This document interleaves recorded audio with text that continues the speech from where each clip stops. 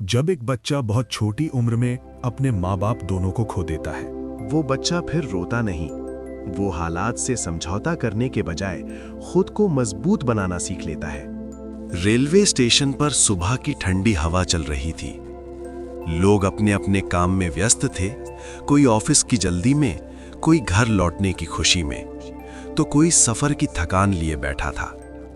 उसी भीड़ के बीच प्लेटफॉर्म नंबर 4 के कोने में एक 10 साल का लड़का नंगे पैर खड़ा था। उसके कपड़े फटे हुए थे, चेहरे पर धूल जमी थी और आंखों में भूख थी।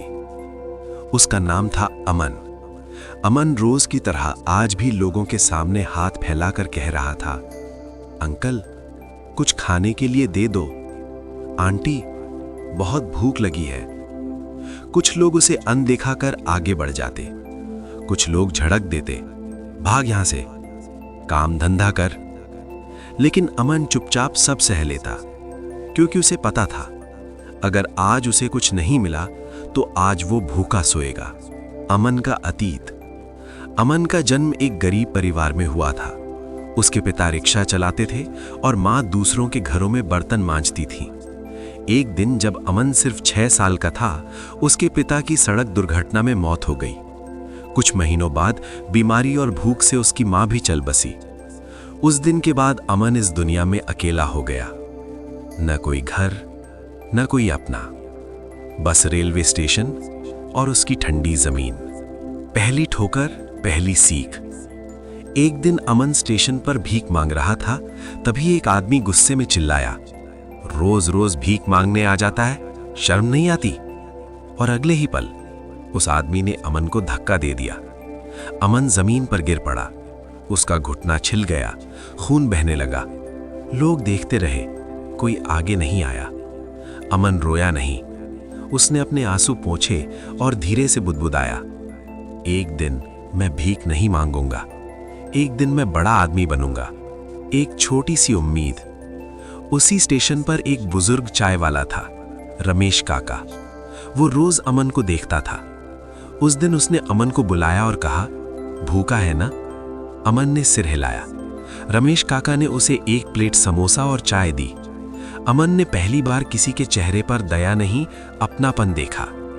रमेश काका ने कहा, भीख से जिंदगी नहीं बदलती बेटा, अगर मेहनत करेगा तो मैं तुझे काम दे सकता हूं। अमन की आंखों में चमक आ गई। अगले दिन से अमन चाय की दुकान पर काम करने लगा। गिलास धोना, पानी भरना, झाड़ू लगाना। दिन में काम, रात में स्टेशन की बेंच। पढ़ाई का सपना। एक दिन अमन ने देखा कि स्टेशन के पास कुछ बच्चे स्कूल जा रहे हैं। साफ कपड़े, बैग, किताबें। अमन देर तक उन्हें देखता रहा। रात को उसने रमेश काका से पूछा, काका, क्या मैं भी पढ़ सकता हूं? रमेश काका कुछ देर चुप रहे, फिर बोले, अगर तेरा मन है तो रास्ता निकल ही आता है। उन्होंने अमन का दाखिला पास के सरकारी स्कूल में करवा दिया।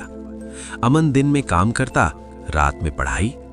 कई बार थक कर सो जाता, कई बार भूख लगती, लेकिन उसने हार नहीं मानी। संघर्ष का असली इम्तिहान। 8वीं कक्षा में अमन पढ़ाई में बहुत अच्छा हो गया था, लेकिन एक दिन रमेश काका बीमार पड़ गए। चाय की दुकान बंद हो गई। अमन की कमाई रुक गई।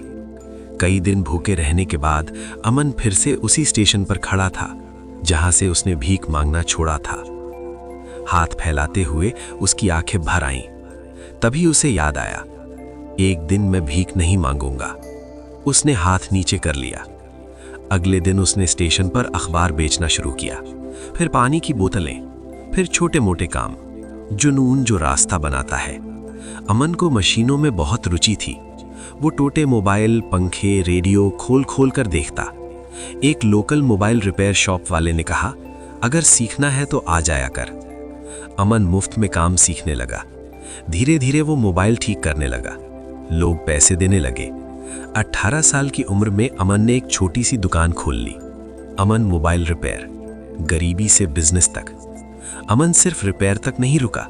उसने देखा लोग सस्ते मोबाइल चाहते हैं। उसने सेकेंड हैंड मोबाइल खरीद कर ठीक किए और बेचना शुरू किया। फिर उसने ऑनलाइन वीडियो देखकर डिजिटल मार्केटिंग सीखी। व्हाट्सएप और फेसबुक से ऑर्डर लेने लगा। धीरे धीरे उसका काम बढ़ने लगा। करोड़पति बनने का सफर। 25 साल की उम्र में अमन ने अपनी खुद की मोबाइल एक्सेसरी ब्रांड शुरू की। चार्जर, ईयरफोन, केबल, सब सस्ते और टिकाऊ। 3 साल में उसका ब्रांड कई शहरों में फैल गया। जिस लड़के के पास कभी पहनने को चप्पल नहीं थी, आज उसके पास अपना घर, गाड़ी, करोड़ों का कारोबार। लेकिन अमन नहीं बदला। वो दिन जो सब बदल देता है। एक दिन अमन उसी रेलवे स्टेशन पर गया जहां वो कभी भीख मांगता था। वहां उसने एक छोटे बच्चे को देखा, फटे कपड़े, भूखी आंखें। अमन झुका, बच्चे के कंधे पर हाथ रखा और बोला, पढ़ेगा? बच्चे ने डरते हुए सिर हिलाया। अमन मुस्कुराया। आज वो अमन सैकड़ों बच्चों की पढ़ाई का खर्च उठाता है। कहानी का सच, आज अमन करोड़पति है, लेकिन उसकी असली दौलत उसका संघर्ष, उसकी मेहनत और उसका कभी न हार मानने वाला जज्बा है। सीख, हालात चाहे जैसे हो, अगर इरादा मजबूत हो तो फटे कपड़ों से भी करोड़ों तक पहुंचा जा सकता है।